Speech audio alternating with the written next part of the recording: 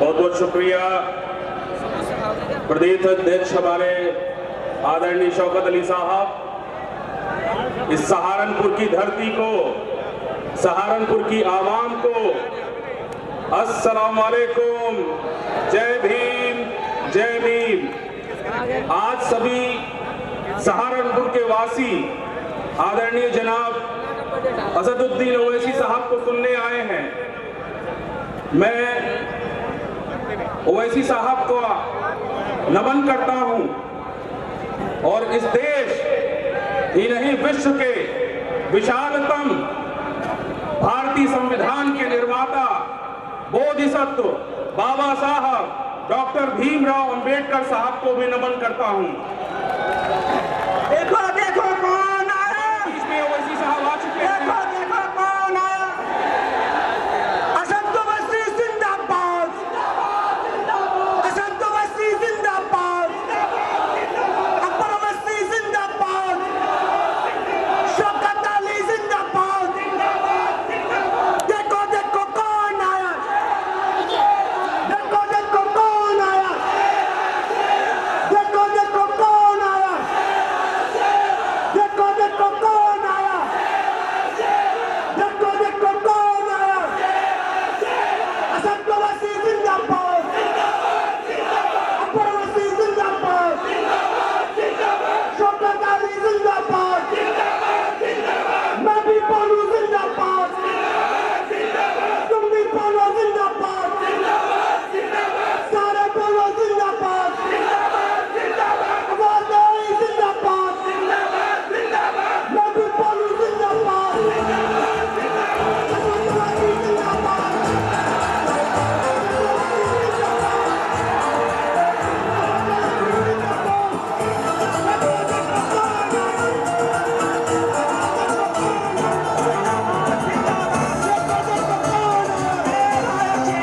देखो देखो कौन आया, देखो देखो कौन आया।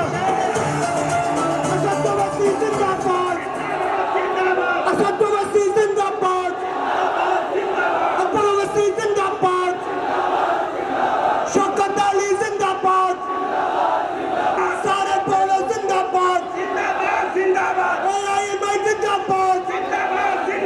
देखो देखो कौन आया, देखो देखो कौन आया, देखो देखो कौन आया। उड़ान मानो, उड़ानों पे वक्त भारी है, उड़ान मानो, उड़ानों पे वक्त भारी है। परों की नहीं, अब के हौसलों की बारी है और दुआ करो सलामत रहे इसकी हिम्मत। ये एक शेर आंधियों में भारी है। मुर्शिदों की आवाज हमारे बीच में आ चुके हैं। माननीय जनाब आदरणीय बैरिस्टर असदुद्दीन ओवैसी साहब का मैं इस्तकबाल करता हूं, खैर मकदम करता हूं।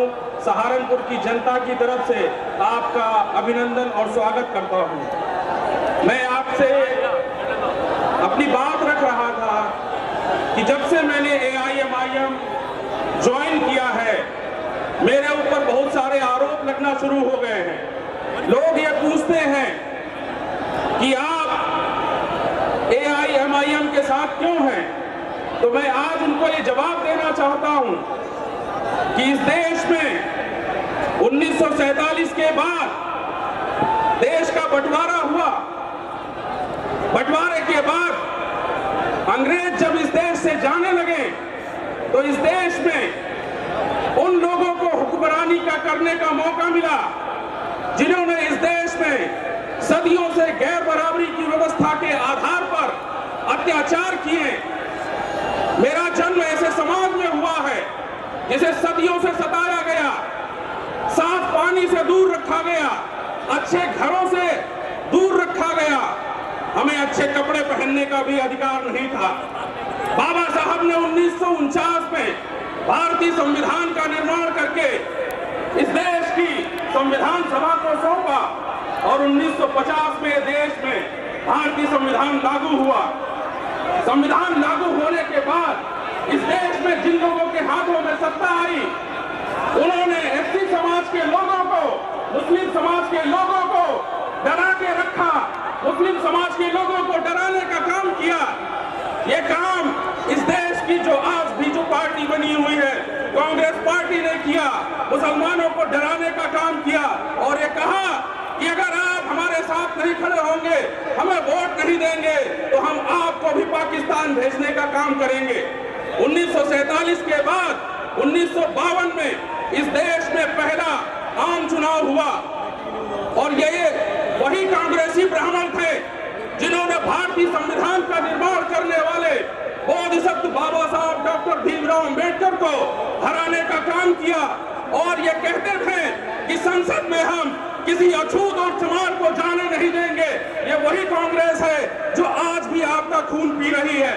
आपकी इस विधानसभा में कांग्रेस का ही विधायक है, आप लोगों ने उनको वोट दे करके चुना है, वो आज भी आपका खून चूस रहे हैं। 1947 के बाद आप लोगों की क़यादत के लिए कोई नहीं आया, लेकिन अछूत समाज के लिए एक महान व्यक्ति पैदा हुआ, मान्यवर कांशीराम साहब। उन्होंने 1984 में बहुजन समाज पार्टी का गठन किया।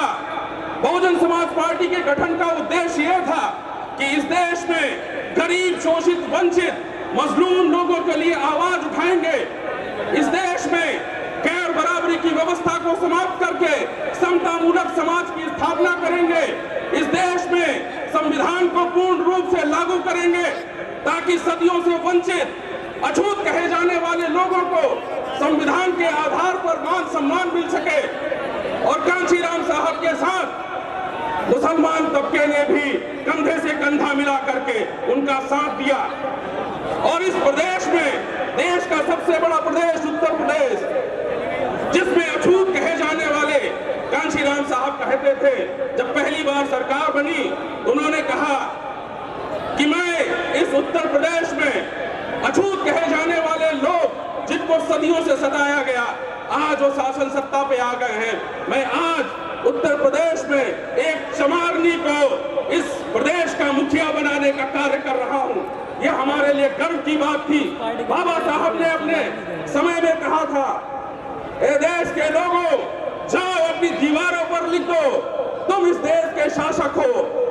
बहुजन समाज पार्टी की विचारधारा में बदलाव हुआ और 2007 में बहुजन समाज पार्टी की जो विचारधारा रही, बाबा साहब की विचारधारा से दूर होती गई, कांशीराम साहब की विचारधारा से दूर होती गई और नई जो बहुजन समाज पार्टी 2007 में इस प्रदेश में सोशल इंजीनियरिंग के नाम पे आई और ये कहा गया कि सोशल इंजीनियरिंग के नाम पर जो सरकार बनी है वो ब्राह्मणों के द्वारा बनाई गई है।